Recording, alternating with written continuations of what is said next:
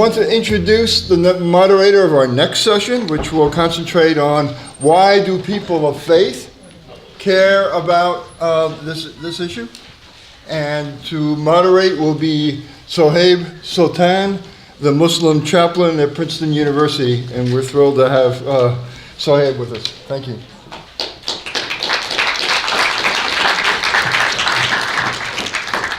Greetings of peace and blessings. Good morning. I hope you all are doing well. I'm very excited to moderate this very important session on why do people of faith care about this issue. I think it's a conversation that will be very dynamic. We'll have 4 speakers reflecting on this question for about 20 minutes each, and then we'll have some time for question and answer. So make sure you're writing down your questions as they come up. And so I want to get right into it since time is short. And we're going to begin with Reverend Dr. George Hunsinger, who is professor of theology here at the Princeton Theological Seminary, and he's also the founder of the Interfaith Coalition Against Torture.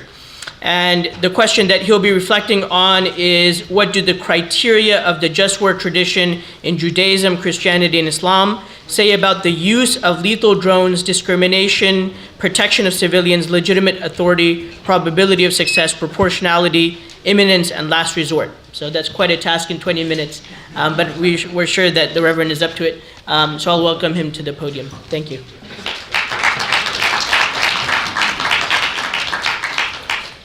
Thank you very much. I'm actually not going to try to cover all of that. I would like to express my gratitude, especially to Rich Killmer. Even I have only a small idea of how much work and energy and thoughtfulness he has put in to making this conference possible over a period of many long months. And then also Bob Moore and the Coalition for Peace Action. I'm very grateful to be working with them again. We're sort of a franchise. We did it back in 2006 when we founded the National Religious Campaign Against Torture, and now here we are trying to do something about drones.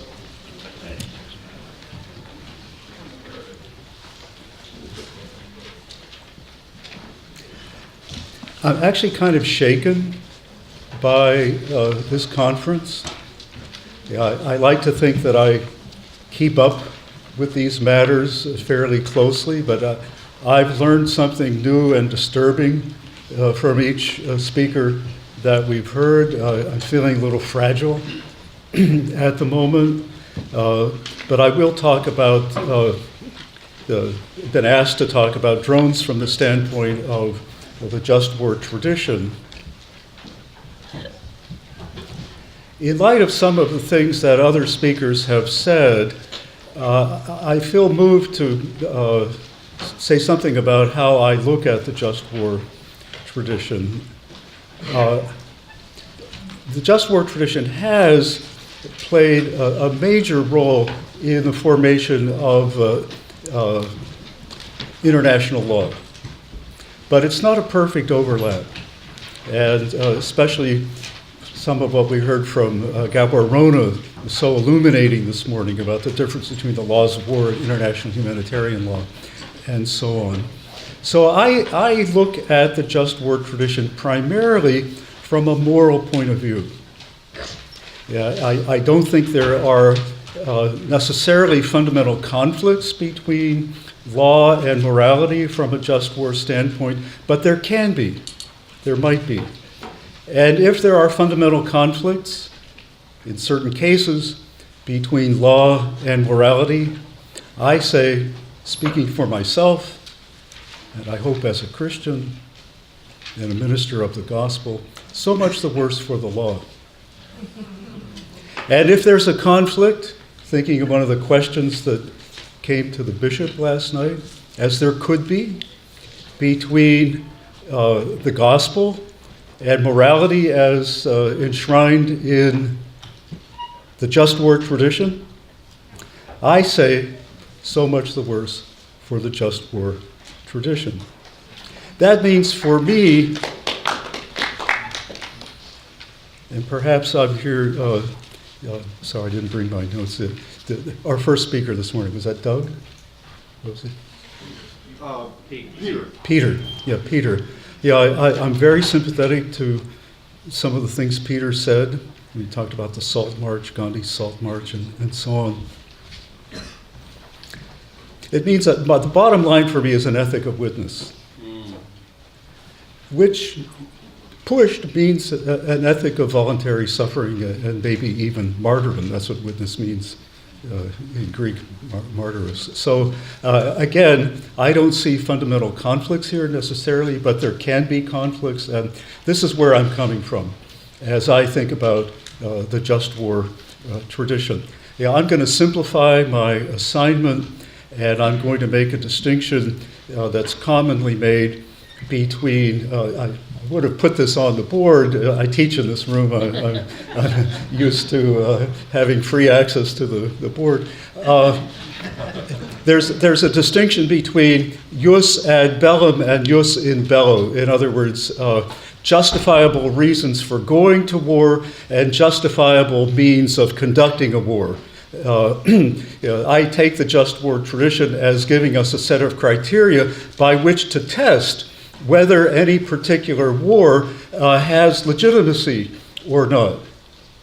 Not everyone reads the just war tradition in that way. Historically, it's been used to baptize whatever war comes down the pike. That's not the way I use it. I was born toward the end of World War II. I don't believe that the United States has engaged in a just war according to just war criteria in my lifetime.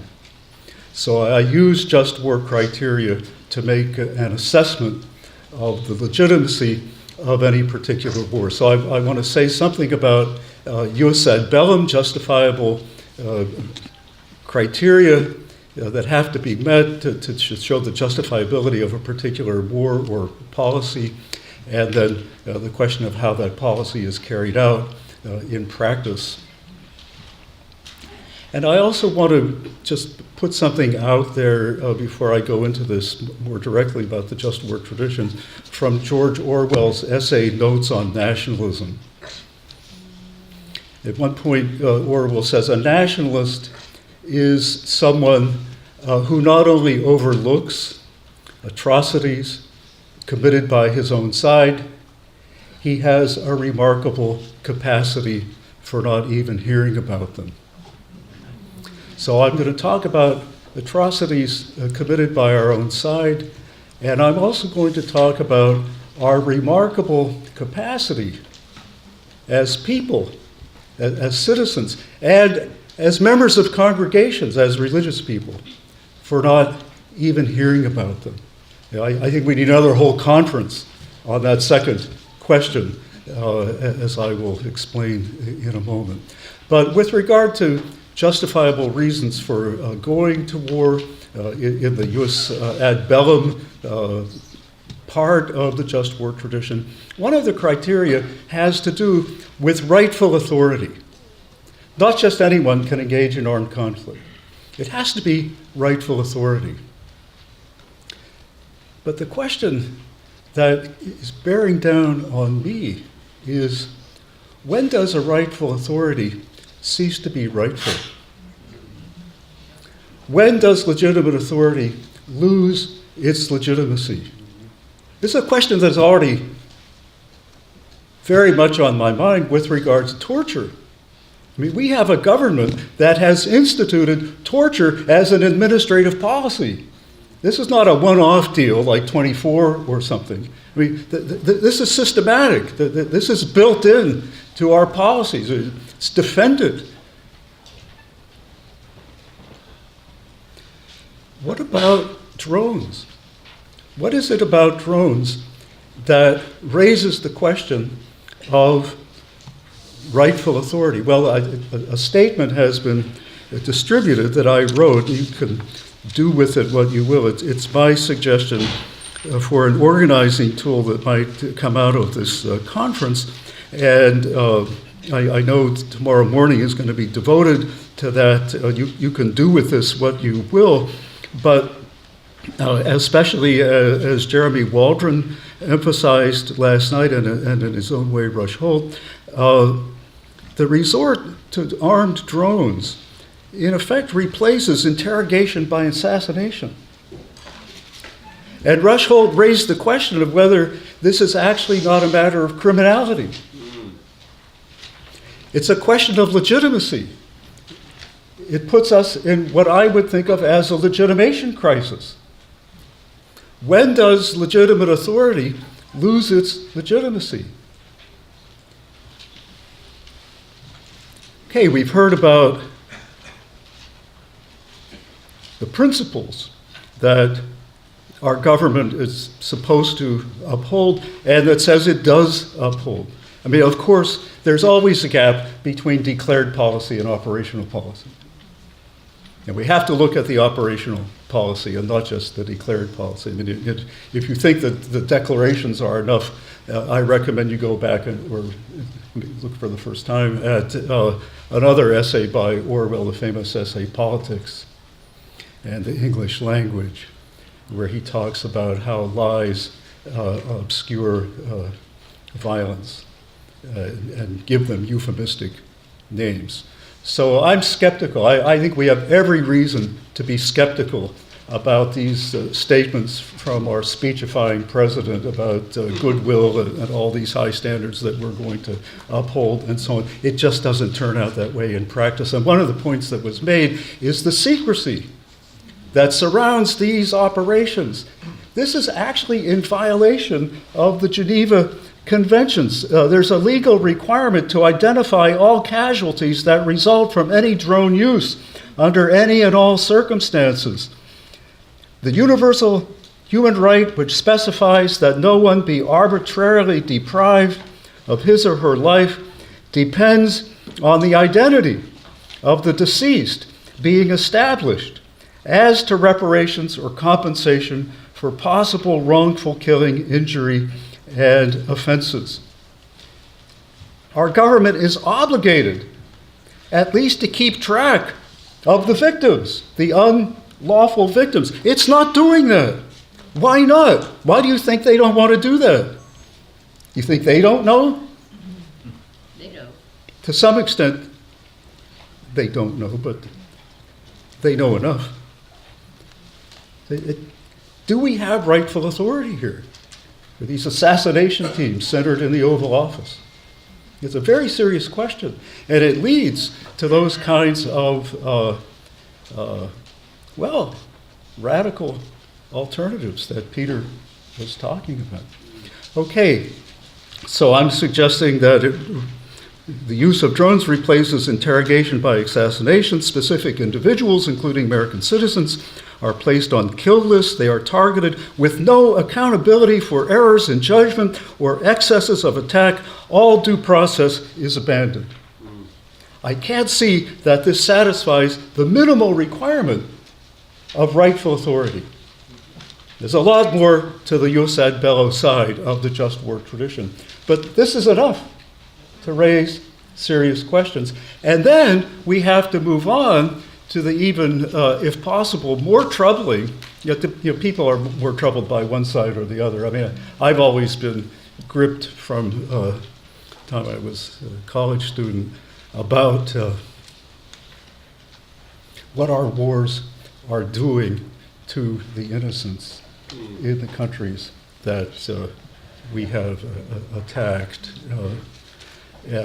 I didn't know if I was against the Vietnam War or not when I was in college. I was working with Cesar Chavez one summer, actually, and we went to the Los Angeles Coliseum, and I had been reading Ramparts. I read Hubert Humphrey's defense of the bombing of Hanoi, and there were Quakers there in front of the Los Angeles Coliseum, and they were protesting the war, and one of the signs said, "Stop the bombing."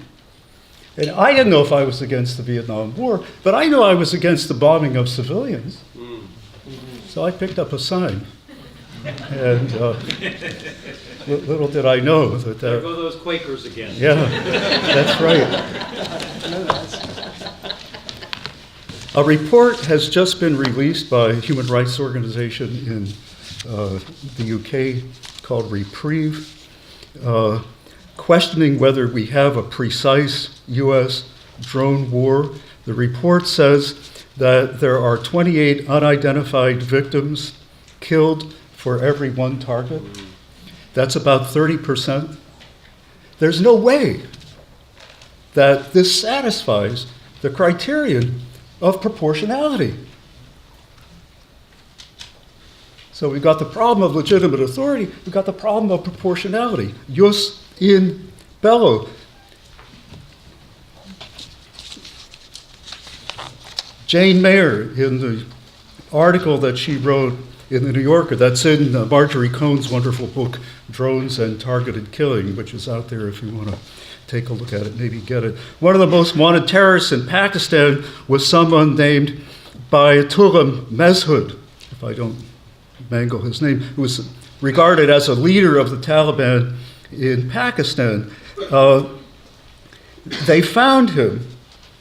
The image focused on him. You can see the video of this, apparently. She watched it. Authorities watched the fiery blast as he was lying down in his home in real time. After the dust cloud dissipated, all that remained of Masood was a detached torso. 11 others died. His wife, his father-in-law, his mother-in-law, and 7 bodyguards. That's what we learned from Jane Mayer. From this new report by Reprieve, he was directly targeted as many as 7 times. They didn't get him the first 6 times.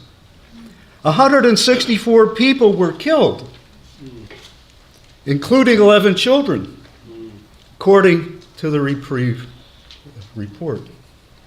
This does not satisfy the criterion of proportionality. Even if there are cases such as Gabor told us about where, I hate this from a moral point of view, I don't subscribe to it, but, collateral damage and all that kind of talk, you can see the reasoning behind it, even if you don't agree with it, or as Gabor said, you may not like it. But this is just so out of proportion, even by those standards.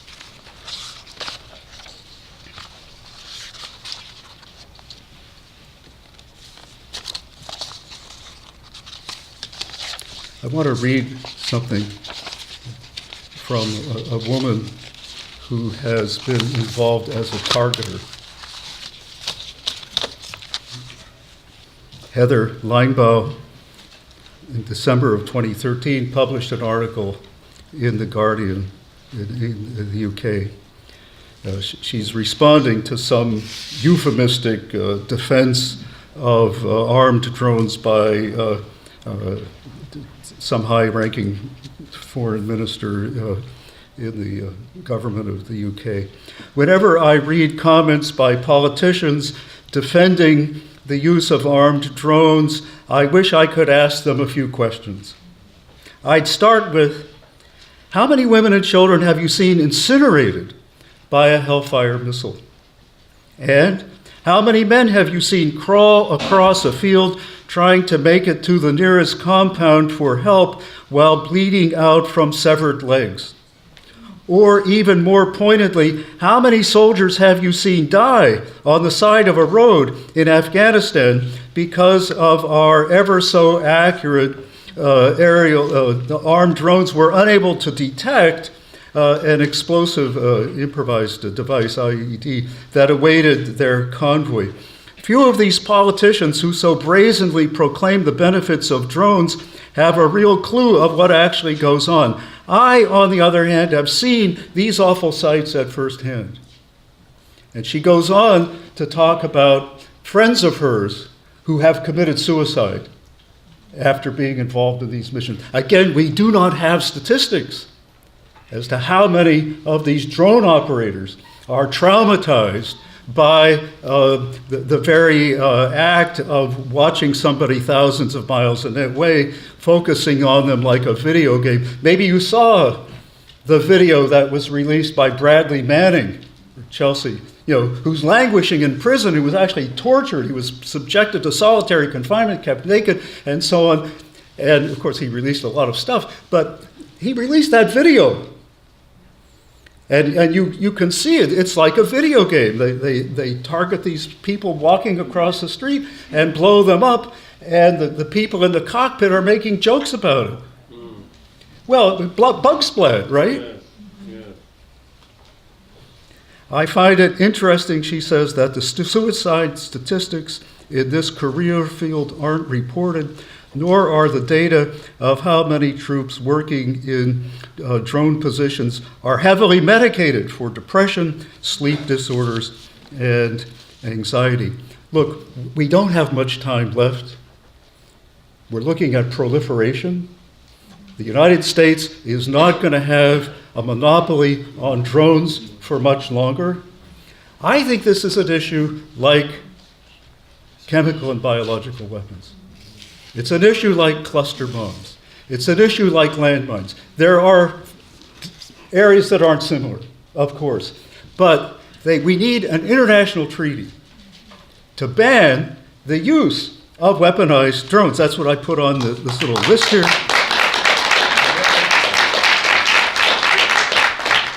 I'm proposing to this conference that we support a program of abandoning all use of weaponized drones, to abandon the kill list program regardless of the technology employed, to ban the sale of weaponized drones, to compensate the families of those who have been wrongfully killed. Here's the part that I didn't get to. I've been reading a book called The Deaths of Others, The Fate of Civilians in America's Wars. I really recommend it. The author is asked, he teaches at MIT or works at MIT in some human rights international affairs institute. Why are Americans so indifferent to the fate of the innocents in the countries where they have gone to war? He gives a historical account of this. This is a serious question for not only for the American citizenry, but for religious people. We have failed somehow. Why are people in our congregations not concerned? I mean, Agent Orange in Vietnam, for example, depleted uranium, so much, and to seek to bring about international treaties to implement these objectives. Thank you. I'm out of time.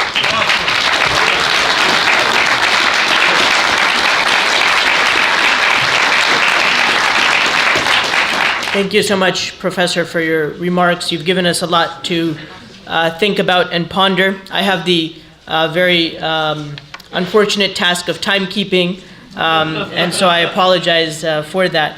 But moving along, we next have Reverend Susan Hayward, who is from the United States Institute of Peace. She is the interim director of the Religion and Peace Building Center, and she has a lot of really interesting articles and activism in the area of peace building, and especially a very interesting focus on Christian and Buddhist responses to reconciliation. So we'd like to welcome her, and she will be addressing the question of how do the criteria and practices of just peace help in analyzing drone warfare. Welcome to the podium.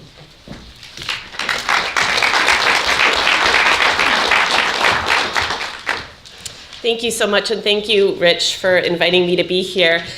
And thank you for putting me on this panel. It's in DC, I don't get a lot of opportunities to speak from a perspective of my faith and to speak a bit prophetically. I have to kind of couch everything within the language of wonk, which doesn't mean that I'm not speaking out of my faith, but it does mean that, I can't be so Jesus-y that it's going to scare people away from the point I'm trying to make.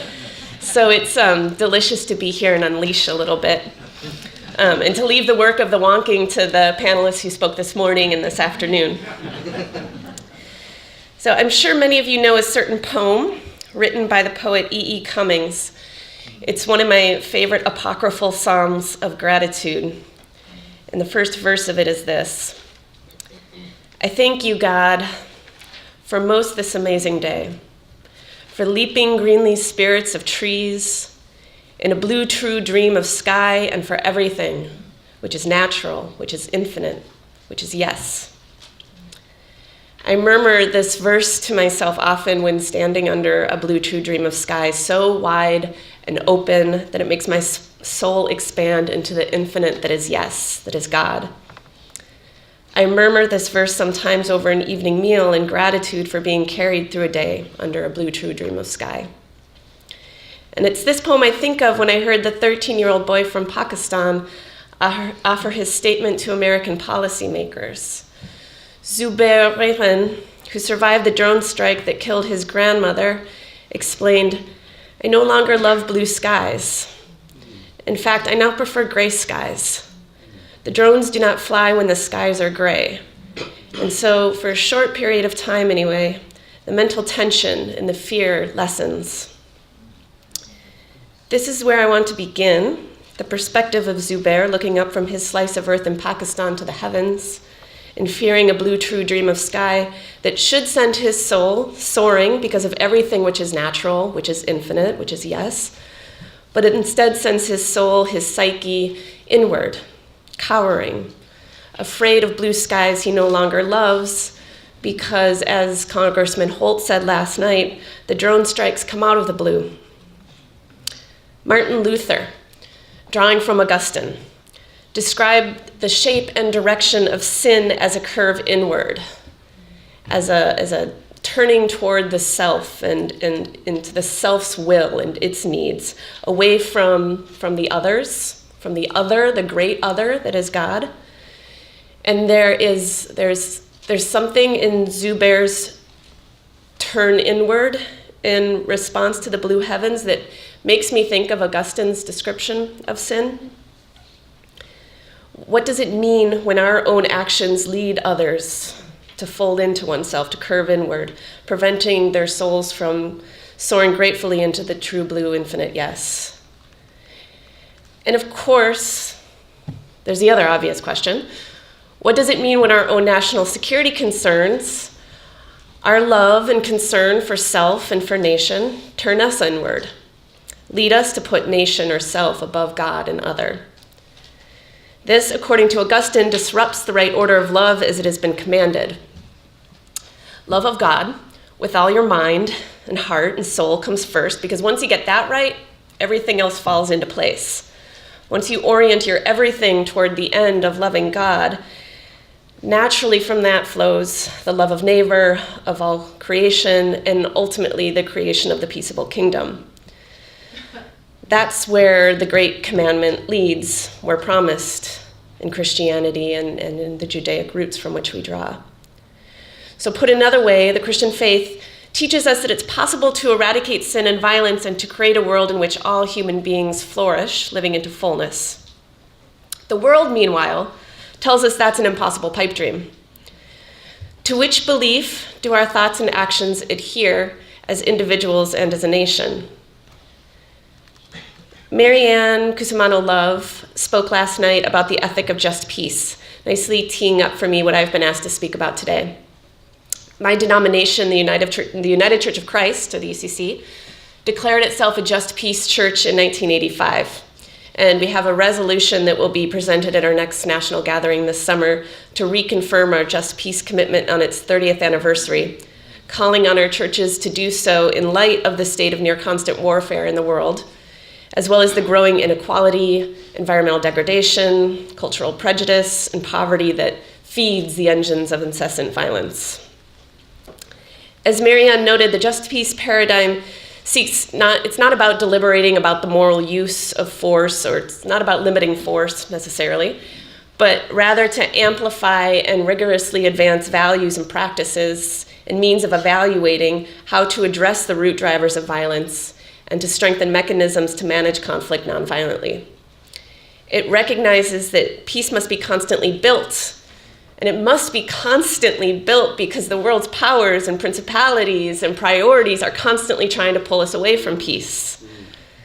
And it operates from that rather absurd notion that our faith teaches us that a world without war is actually possible, that we already have all of the resources and the knowledge and the institutions to create sustainable peace now. So often in DC, I hear people saying, that if we don't respond militarily to a situation of injustice or violence somewhere in the world, that's the equivalent of doing nothing. Elizabeth was speaking to that earlier. So for example, when the debate arose last summer about whether or not to intervene militarily in Syria, Secretary Kerry kept asking rhetorically, how can we do nothing when people are dying? He said, in square quotes, blessed Savior. He didn't say that. Just longing for peace does not necessarily bring it about. He said that in a press conference last August. And he went on, and make no mistake, in an increasingly complicated world of sectarian and religious extremist violence, what we choose to do or not do matters in real ways to our own security. Some cite the risk of doing things, by which he means military things, but we need to ask, what is the risk of doing nothing? As Elizabeth pointed out, the faulty logic here is assuming that to respond in ways other than to respond in ways other than through military force is the equivalent of doing nothing. In reality, military interventions hardly have a solid track record in creating sustainable peace. We can look backwards in history and see the story of violence unfold, the reality of what bombs and violence do. They create shockwaves across space and then across time, creating new forms of violence in their wake. We give arms to groups that end up turning those arms against us later on. We fight one front only to entrench resentments that give form in another place. The endless game of whack-a-mole. The Cold War ends. Its proxy wars continue through the 90s, up to the War on Terror. You can draw a continuous line between all of these episodes. And this tells us that not only are military interventions and the use of force not the only viable response to injustice or violence, but perhaps, and more persuasively, they're arguably not the most effective or foolproof option. In fact, there's only, in the end, ultimately, one way to end violence. That is what is affirmed in our scriptures, and that is what is affirmed in much of the scholarship and statistics that inform the field in which I work, international conflict management. It's the creation of sustainable peace, an environment in which people have collaborative and supportive relationships, and in which there is a lack of what Galton called structural and cultural violence, the suffering caused by economic and political structures of exploitation and repression, and the aspects of culture, including religion and ideology, used to dehumanize others and legitimate violence. Or to put it in more Jesus-y speak, this is shalom, or salam, a context marked by the conditions conducive to human flourishing, in which all people live with dignity, able to become who God calls them to be, able to live fully, their soul expanding into the infinite blue true dream of yes.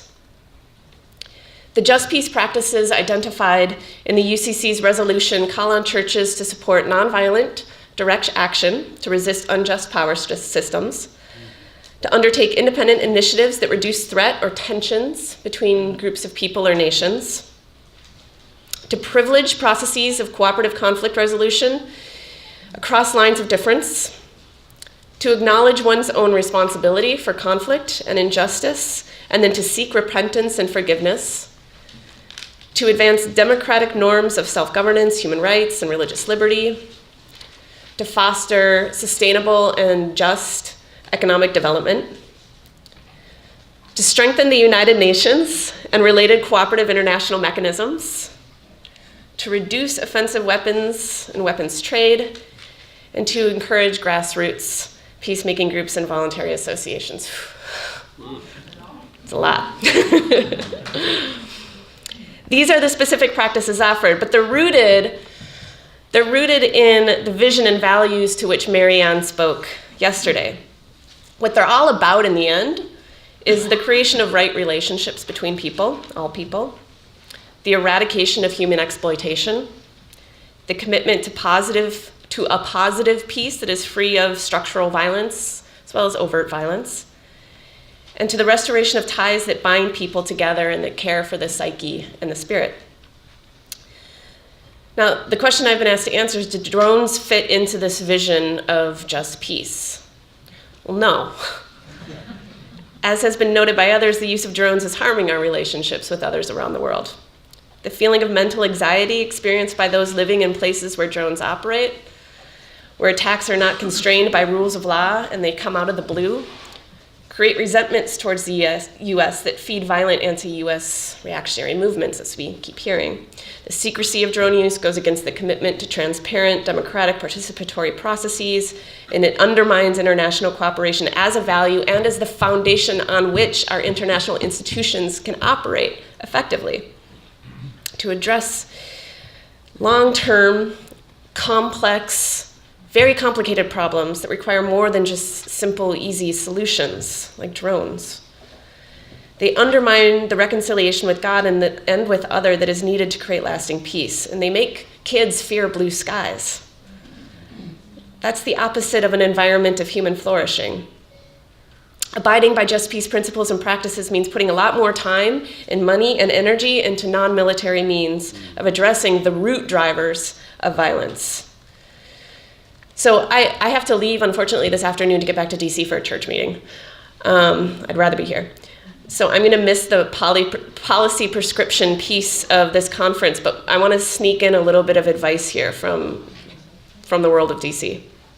And that's this. When crafting recommendations to the US government, the key is to be succinct and tangible and realistic. Don't stifle your moral voice in your idealism. As people of faith, to do so would be a travesty. If we aren't idealistic and moralistic, who's going to be? But remain mindful always of your audience and their commitments and concerns so that you speak where they're at and what they need in order to make life and death decisions in the midst of a very complex world. They are trying to ensure security. That's their goal stated. Let's take them at that, at face value. That what they're trying to do is create a secure, peaceful world. That's something we all want. So we're united by a common goal. What can they do in order to create a secure world, in order to create a secure country? And how can we help them? And as you craft recommendations to religious institutions, I also encourage you not to fail to consider what religious actors and institutions are particularly well situated to address, both domestically and internationally. The issues that feed violent conflict in our world, they're multiple, they're varied, they're complex. And the means to build sustainable peace or just peace can suffer from the kitchen sink syndrome. It requires attention to issues of livelihood, to economic inequality, to environmental degradation that shrinks access to potable water and land suitable for agriculture, of rampant psychological feelings of helplessness or hopelessness. Secretary Kerry just spoke about this in an op-ed today in the Washington Post. To resentments, to traumas. Churches and synagogues and gurdwaras and mosques and temples, etc. They can't do everything. We can't do everything as people of faith. And we can't do it all well. So we have to really consider what are religious actors and institutions best equipped and situated to address of all of these drivers of violence that lead to the use of drone. What skills and access and leverage do we have already that we can strategically and effectively use to transform certain drivers of conflict with the limited time and energy we have and the multiple wounds in the world that we're trying to address as people of faith? And how tangibly and strategically can we best mobilize to shift policy priorities in DC? This is where some of the just peace values and the principles and the practices might offer some guidance.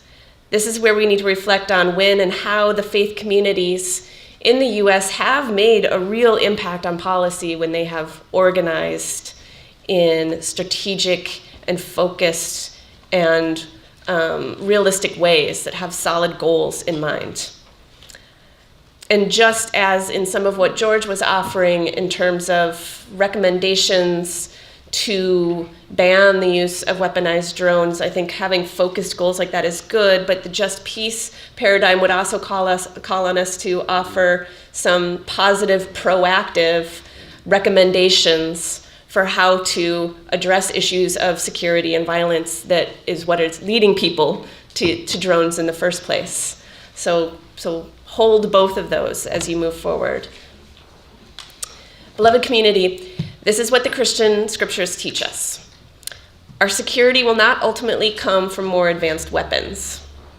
Those who live by the sword die by it. The more we seek to refine, rebuild our machinery of death, the more our economy reforms itself to feed the endless war engine, the more insecure we become, the more insecure we become, at least from the perspective of the ultimate. It's love. That's Christianity. It's love, finally, and only, that squelches out fear. It's love that's lived out in the public square as justice and right relationships and human flourishing. It's love that's reflected in the infinite yes of a true blue dream of sky in which souls can soar towards heaven in gratitude. Thank you.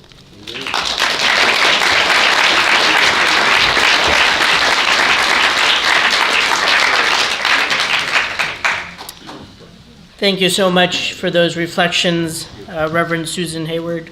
You gave us a lot to think about, and just peace and its relationship to drone wars is really, I think, at the heart of this conference. Next, we have with us Reverend Isaac Villegas, who is the pastor of Chapel Hill Mennonite Fellowship in Chapel Hill, North Carolina, and he's also the author, or rather co-author, of Presence, Giving and Receiving God. Today he will be addressing the question, what are the insights of pacifist religious traditions on this issue? So welcome to the podium, Reverend.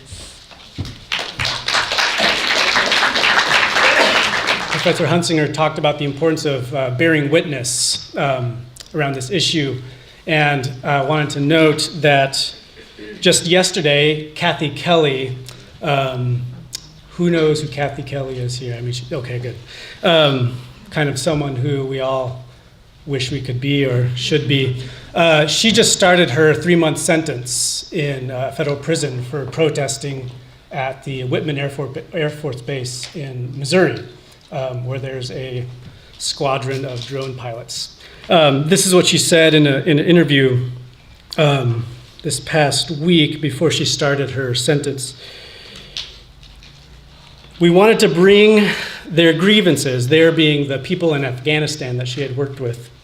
We wanted to bring their grievances to the commander at Whitman. So I crossed a line onto the base. A symbolic action for people in Afghanistan is breaking bread together. So I carried a loaf of bread and a letter to the commander asking how many people were killed by Whitman Air Force Base on that day. I took 1 step or maybe 2 over the line, then I was arrested. So there's one act of bearing witness. So I was asked to talk about Peace Church position on drones, and I'm a Mennonite, and as a member of a historic Peace Church, I imagine, you all can probably imagine that our position on drone warfare is obvious and a little boring. We're against war in all forms, against all forms of violence, and we're always attentive to how our lives are implicated in violences we didn't notice before. So please tell us when we're being violent. We need to know. So when it comes to weaponized drones, we say the same thing we've said about guns and tanks and bombs. The Lancaster Mennonite Conference, their bishop board, one of the largest adjudicatories or regional bodies in our denomination, passed a statement last year on drone warfare. So even though we're against and they're against all forms of war, they thought drone warfare was something that needed to be singled out. In the statement, they start by quoting Article 22 of our Mennonite Confession of Faith, which says, Mennonite Church USA is a denomination that remains committed to the belief that participation in war is contrary to the will of God. That's only the starting point for their statement. They go on to explain how drones are an especially troubling mutation of warfare technologies. So this summer, this Lancaster resolution is being proposed for affirmation by our whole denomination, the denomination as a whole. If it passes, Mennonite Church USA will be a decidedly anti-drone Christian group speaking with one voice against drone warfare. That's how this issue is playing out in one Peace Church tradition. I could say more about all of that, the processes of how resolutions get passed, but It's full of church politics, and it's boring, and I'm sure none of you want to hear that. I also was talking to Brian and Nathan this morning. Raise your hands over here. Talking about the Church of the Brethren. They actually passed a statement against drones 2 years ago.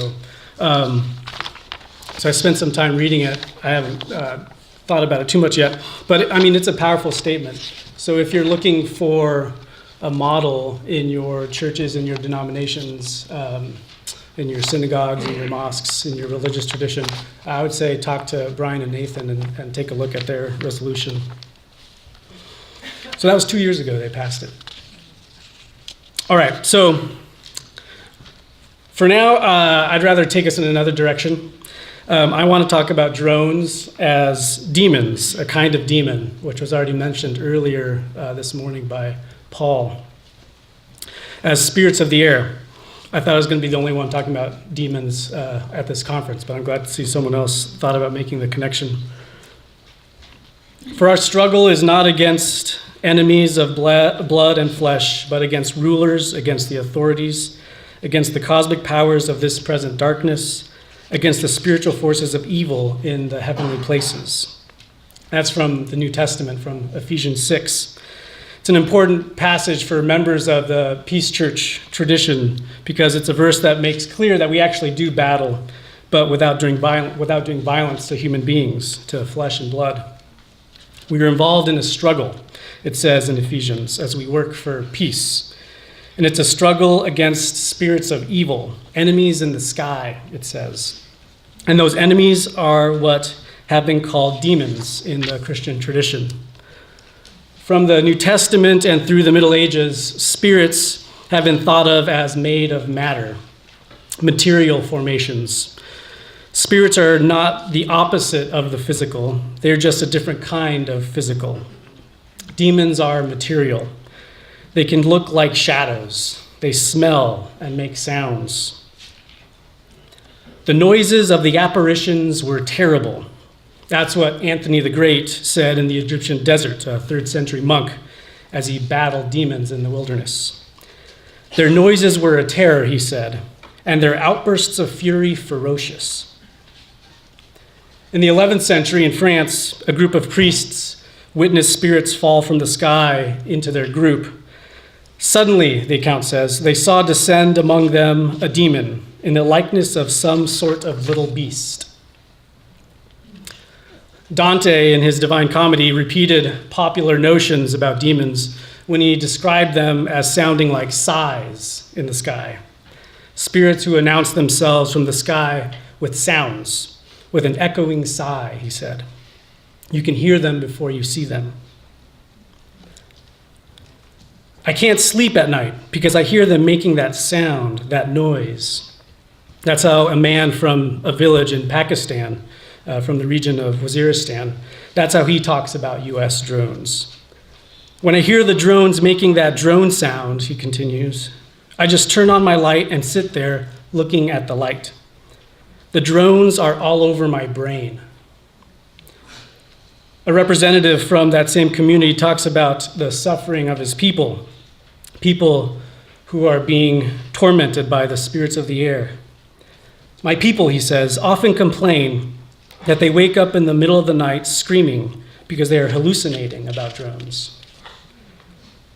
As they talk about drones, as these people talk about drones, the way they sound, what they do to their minds, how they affect their lives, as they talk about their lives with drones in the sky, I can't help but notice the resonances with how Christians through the ages have talked about demons.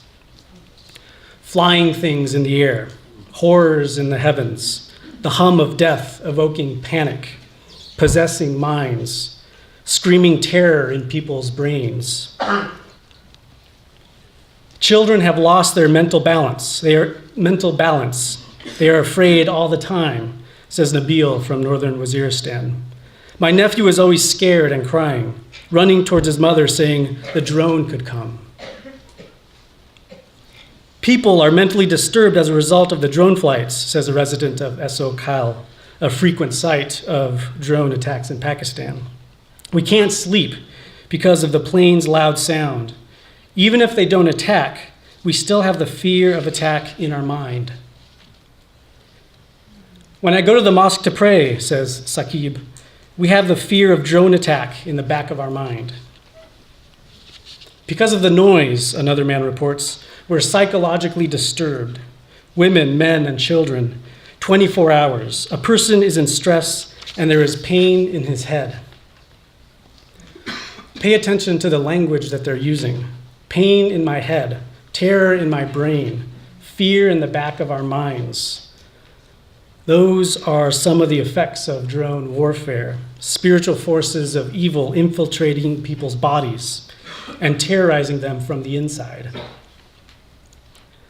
In his 17th century manual, Francisco Guazzo diagnosed some of these demonic symptoms. It's from the 17th century.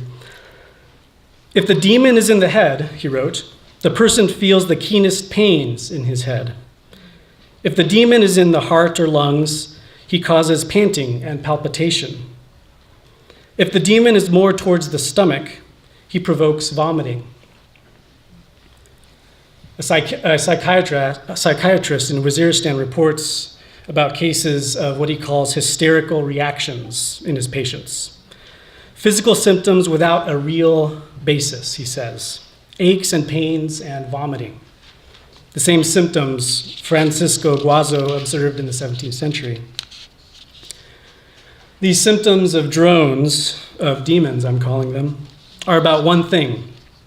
And as we've heard over and over again yesterday and today, they're about death, the power of death, the threat of death. Karl Barth, the great Swiss theologian, I figure since here in Princeton we should talk about Karl Barth, Hunsinger. Hopefully this is not an example of how not to read Karl Barth. Karl Barth said that demons were the concretization of nothingness. Nothingness concretized. Demons as the materialization of death, always invading and always attacking. The drones are like the angels of death, says Nazir Gul, a shopkeeper in Miran Shah. Only they know when and where they will strike. Here's an account of a drone strike from a couple years ago in Zawi Sidgi. It's the work of the angels of death, as the shopkeeper said. When we went to where the missiles hit to help people, we saw a very horrible scene. Body parts were scattered everywhere.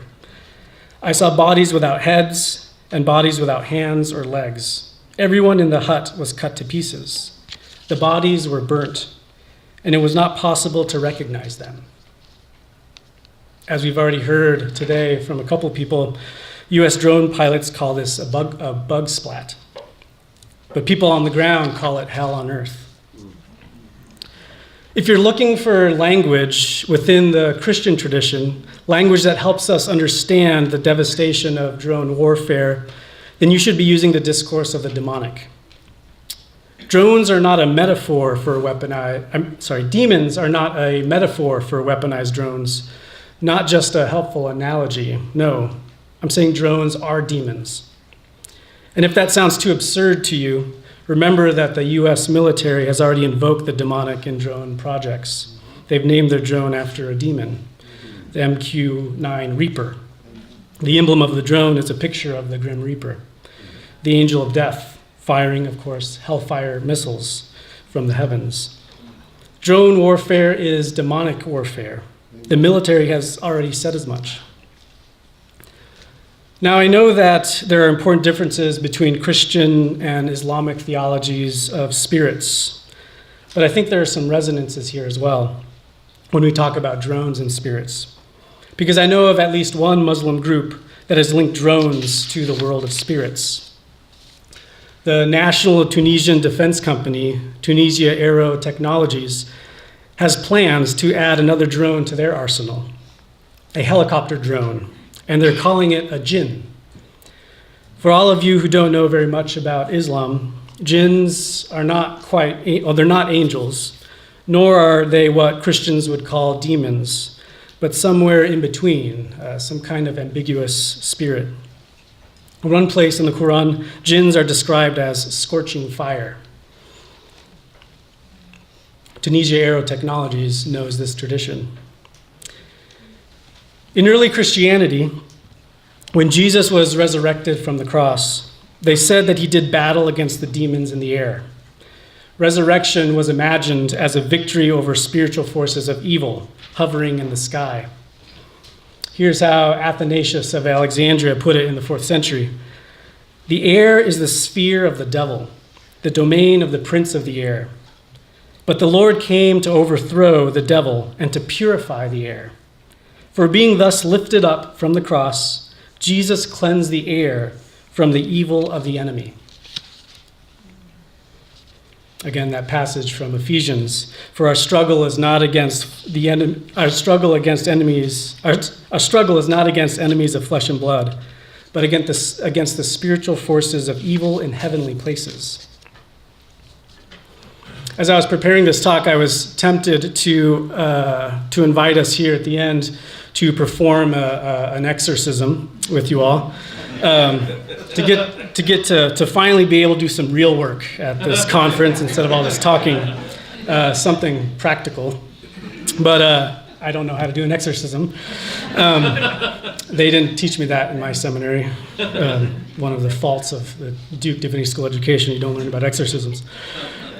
So instead, I will remind us what Jesus said. To struggle against some demons requires prayer and fasting. Or as Imam Sultan said last night, quoting the lyrics of Karim Salama's song, we can bend iron with our prayers. Thanks.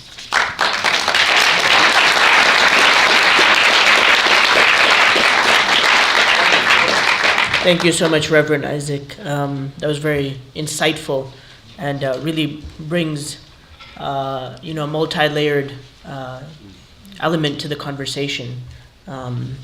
So thank you so much for your insights. Our last speaker, before we go into question, answer, and discussion, is from the, he is the editor-in-chief of the Jewish Journal of Greater Los Angeles. And I would like to welcome Robert Eschman to the podium. And he will be addressing the question of what are the insights of Jewish theology on the issue of drone warfare. Welcome.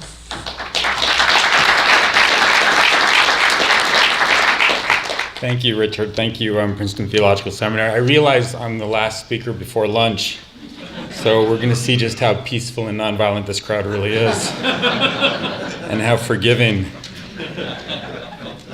I don't think the Jewish community has really wrestled with a technology that history will remember Israel, the Jewish state, for having first deployed, advanced, and spread. Interestingly enough, the only two Jewish theologians I know who've really dealt with this issue are both Orthodox, and they wouldn't be here because of their adherence to the Sabbath. And so you end up with the bad Jew. But I think to give your document at the end of this the moral weight it deserves, it would be very helpful to arrange a session with some serious Jewish theologians. On the one hand, it's surprising that the rest of the Jewish community hasn't dealt with this seriously. Jews are not known for keeping their opinions to themselves, nor are they known for having just one of those opinions. The very idea that anyone could stand here and offer the Jewish view on a controversial topic is, of course, not very Jewish. We don't even agree on non-controversial topics. So why aren't we in the Jewish community arguing about drones? This was something that I hoped to change when I decided to write a cover story last year for the weekly magazine I published, the Jewish Journal, on the morality of drone warfare. But what got me interested initially, interestingly enough, was not Israel, but Pakistan. This was in the fall of 2013 when President Obama had stepped up the use of drones in the Waziristan region, killing at least 30 civilians. Not long afterwards, the Journal hosted a journalist from Pakistan, as we do every year as part of the Daniel Pearl Fellowships. Adnan Rashid was a senior producer for the FM radio station in the Northwest tribal area and a contributor to BBC. And he told me firsthand how frightening and counterproductive these attacks were. He told me, every drone attack kills one terrorist and creates two. Not long after I had this talk with people who saw the drones coming down from the ground, I had an opportunity to meet privately with two drone pilots who see them from the sky. I met Captain Shmuel incongruously in the lobby of the Beverly Hilton Hotel in Beverly Hills, where they hold the Golden Globes. He was 23, wiry, intense, and when I arrived for our interview, he was sitting in a small atrium getting in a last smoke. For security reasons, I agreed to refer to him to the captain by a pseudonym, as I do today. I asked whether ethical considerations came into play in his day-to-day operations, and he looked at me like I was a child. All the time, he said. And then he told me this story.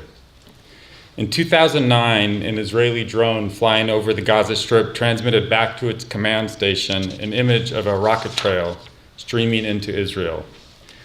Many kilometers away, Captain Shmuel quickly maneuvered his unmanned aircraft to get a look at the young Palestinian man who had just launched the deadly missile. Shmuel's drone squadron already had authorization to take him out, and in an instant, a rocket struck the hidden launch site, followed by a flash of fire. When the smoke cleared, Shmuel saw images of the shooter lying flat on the ground 20 seconds past. And then Shmuel saw something even more amazing. The dead man began to move. Severely wounded, the Palestinian began to claw his way toward the road.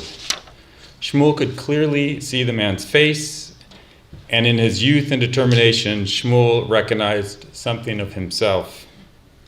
So now Shmuel and his team had a decision to make. Would they let the wounded man who had just launched this deadly rocket into Israel escape, or would they circle the drone and finish him off? From 12,000 feet up, the Heron drone he piloted that day during the Operation Pillar of Defense offered a perfect view of the wounded Palestinian. You see everything, Shmuel told me. You could see him lying on the ground, moving, crawling, and even if you know he's the enemy, it's very hard to see that. You see a human being who is helpless. You have to bear in mind, he's trying to kill me. But in my mind, I hope somebody would go help him. I'm telling you this because we talk about drones as if it's not about human beings. It is, both the targets, the victims, the innocent, the operators. They're all human and often very young humans. And they have to make decisions to carry out orders that can have an enormous impact on the lives of others, but also on their own lives, which makes our responsibility in the Jewish community to provide clear moral guidelines even more important. As numerous speakers have mentioned, especially yesterday, Israel has in fact led the way in drone development, starting just after the Six-Day War when Israelis began searching for a way to get around Egyptian air defenses. It was actually Israel's effective use of drones during the 1982 Lebanon War that rekindled America's interest in unmanned aerial vehicles. During America's first Gulf War in 1991, the US Navy bought a second-hand Pioneer drone from Israel and used it to better aim heavy artillery. At one point during that war, a squad of Iraqi soldiers saw the drone overhead, and expecting to be bombarded, they waved a white flag. It was the first time in history that soldiers had surrendered to a drone. I don't think it's going to be the last. Now Israel is a leader, maybe the leader in drone technology, and the largest exporter of drones in the world, which raises even more ethical issues, which I'll talk about. There are explanations for Israel's success in becoming a world leader in development in UAVs, a well-educated, innovative population, a lot of combat experience, a military doctrine of preemption engendered by a small territory and a resistance to taking a lot of military casualties, and immediate operational use, since constant conflict is always leading to constant improvement. Recent figures put Israeli drone exports as the highest in the world. 41% of the world's drones come from Israel. That may be low. The reality, one expert says, is that if you scratch any military drone, you will likely find Israeli technology underneath. Captain Shmuel told me that the ethical issues in drone combat come up all the time in training, operations, and afterwards in the frequent debriefings and analysis. I have so many examples of that I can't count, he said. A landmark Israeli Supreme Court decision on targeted killing provides somebody like Captain Shmuel and some of us with the ethical framework for drone operators. In 2006, as was mentioned here yesterday, the court found there was nothing inherently wrong with targeted killing, whether by an F-16, an Apache helicopter, or an unmanned drone.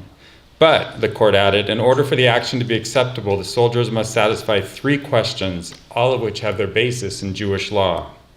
The first is, what is a legitimate target? The target, the court said, must be an operational combatant seeking to do you harm, not a retired terrorist or someone who you want to punish for past sins.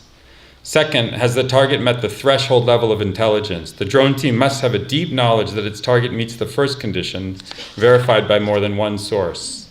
Finally, who is the supervising body? There must be independent oversight outside the hands of the drone operator and the IDF, the Israel Defense Forces. Much of the Israeli codes are designed to minimize the loss of life, but as we know, theory is always different than operations.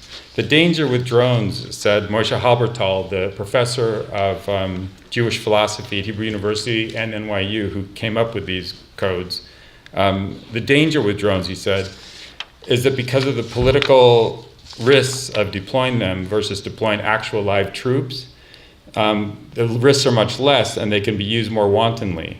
On the other hand, he said, soldiers in combat make many mistakes out of fear than drone operators. The recent Gaza war were all the illustration we need of the power, potential, threat, danger of drones. 2012 Pillar of Defense, the war that Shmuel was talking about, was really a drone war. It was really fought with most Israeli soldiers outside the territory of Gaza and from the sky.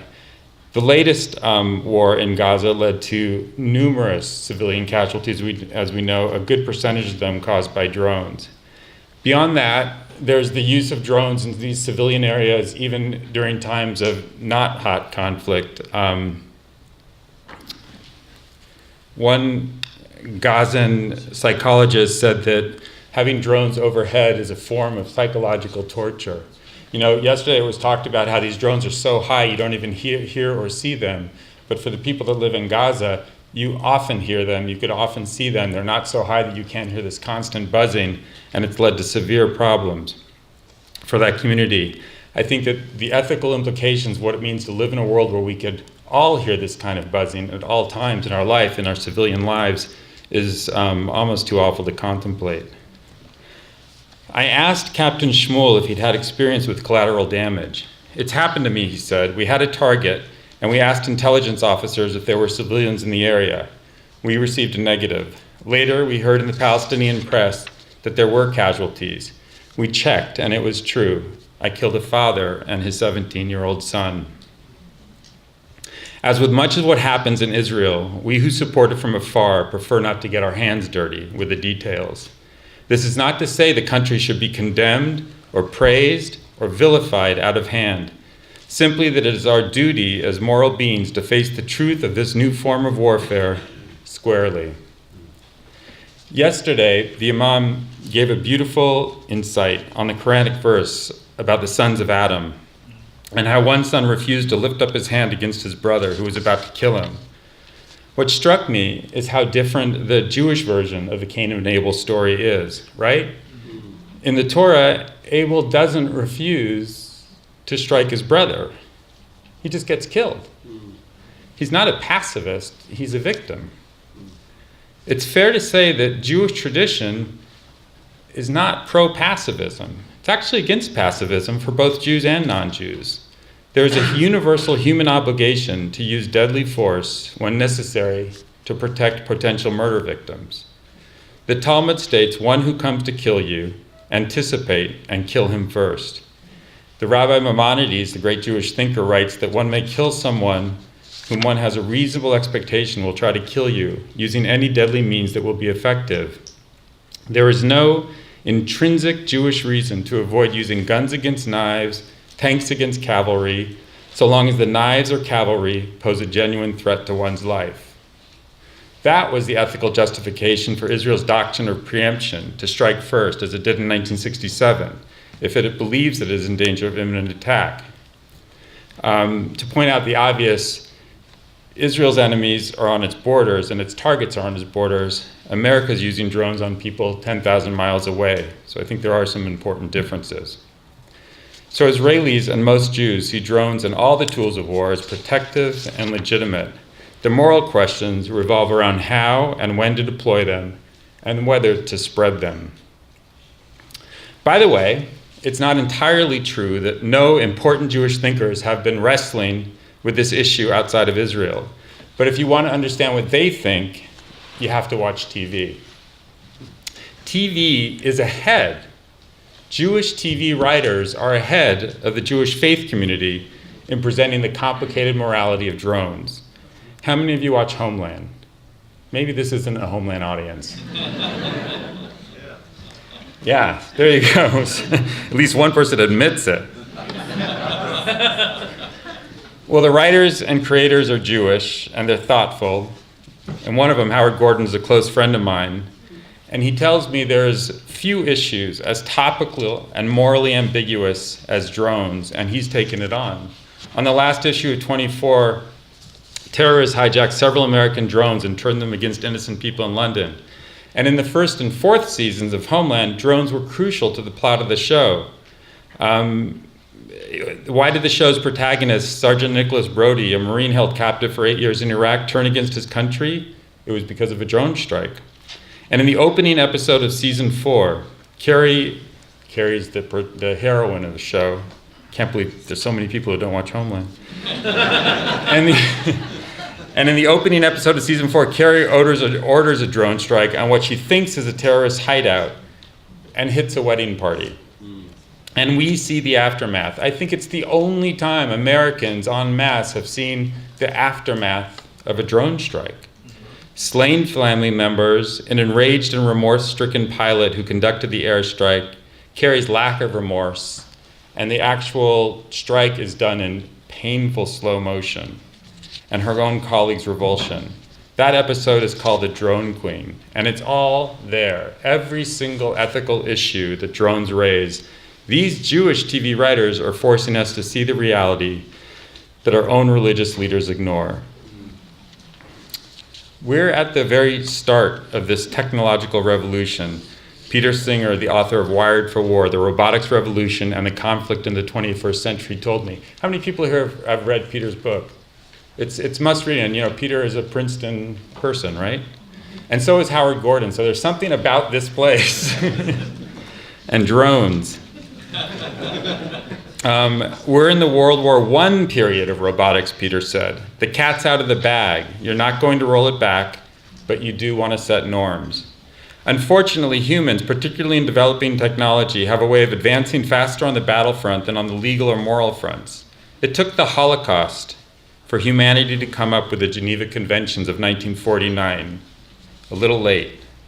What fresh hell must befall us before we at least attempt to codify behavior for the age of drones?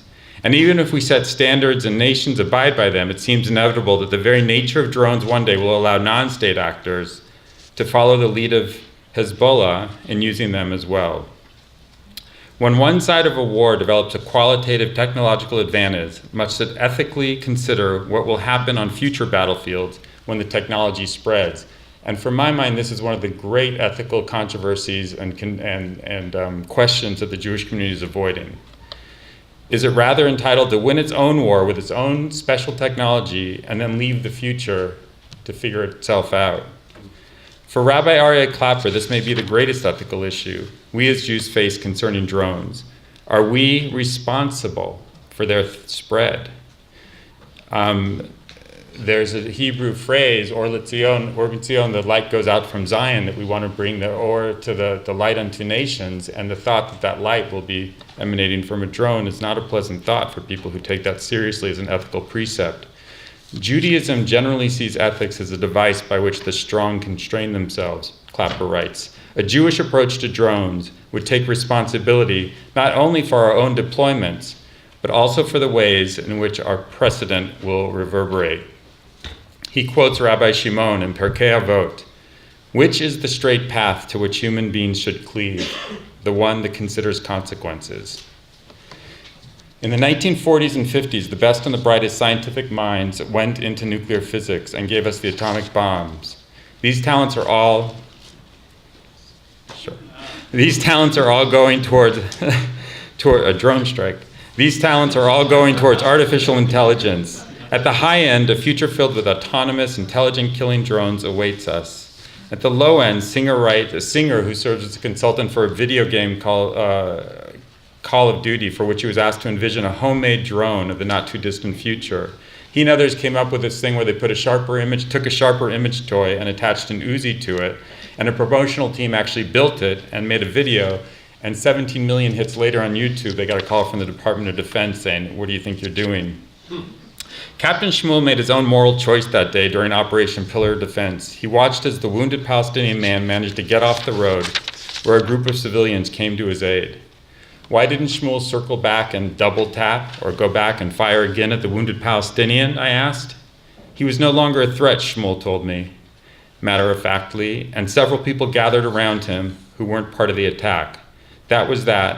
The rules of engagement were clear.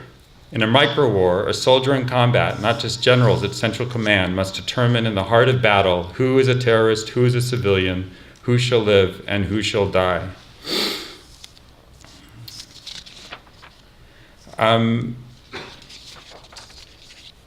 In his book, Singer envisions a future in which artificial intelligence will also enable us to provide ethical decision-making to the machines we create.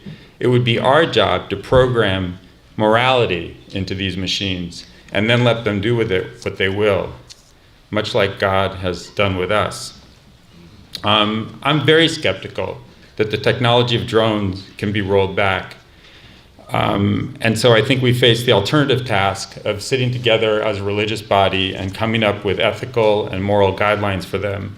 I realize there's a judgment implicit in this, but I say it not as a chastisement or not out of self-righteousness, but out of the very real hope that rabbis and Jewish leaders outside of Israel, along with those who live inside, will join with other faith traditions, use the wisdom of their faith to wrestle with the implications of drones. Which is the straight path to which humans must cleave, that which considers consequences. Thank you.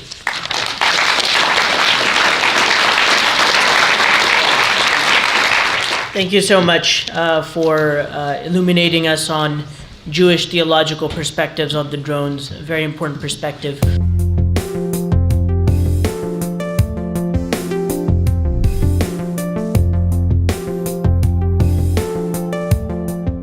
Well, let me just say that I think that the just peace paradigm does give a lot of agency to the folks on the ground.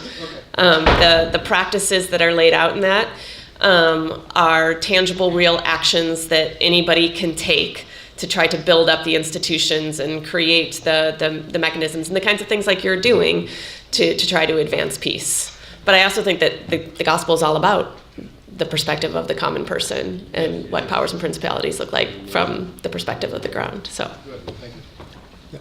I think one of the shortcomings of the just war tradition as it has developed so far is it doesn't say much of anything about what people of conscience and religious people are supposed to do in the case of an unjustifiable war. I think it really requires forms of non-cooperation at a minimum when a war is not justifiable. But it's not institutionalized, it's barely even conscious. I wrote a letter to the Catholic magazine Commonweal to this effect not long ago. What I said was that we should take at face value the stated goal to ensure security. Obviously, what we've been pointing out is that the national security policies that have been pursued in the last 10 years are problematic in actually creating security for all, and who is included within that definition of security. So it's that, as I was speaking about that turning inward, it's about security of the self and of the nation, but not consideration of the security for all. And it's about short-term versus long-term security. But I do think that going in, as Elizabeth was saying, if I go in and I say I'm a Quaker and I'm against war, well, that's not a surprise, and that's not really going to get you anywhere. So you have to find a place when you're going in to speak with policymakers, you have to find a place to be able to speak to them about what their concerns are. And at the end of the day, they do have to make life and death decisions in a very complex world to try to ensure security. They don't always make the right decisions. But this is where we as people of faith can come in and say, look, we have the same goals as you. Here's what we're seeing about the effects and so on. We can speak more over lunch. This is complicated. Can I just say one thing about it? Yeah. I'm speaking, as you clearly know by now, not as a theologian, but as a journalist. And I think the key is what somebody else said earlier, which is empathy. I mean, you also have to look at, you have to be empathetic to the point of view of the people who are making these decisions and why they're making them. The people who are living under, if you're in Pakistan, the greatest the victims of terror are Pakistanis themselves. And so the choices they make, the choices people in Israel make who are getting these rockets sent over to them, who are victims of terror on the street sometimes, they're coming from much different places than we in America who are relatively safe could ever realize. So I think the empathy has to work both ways.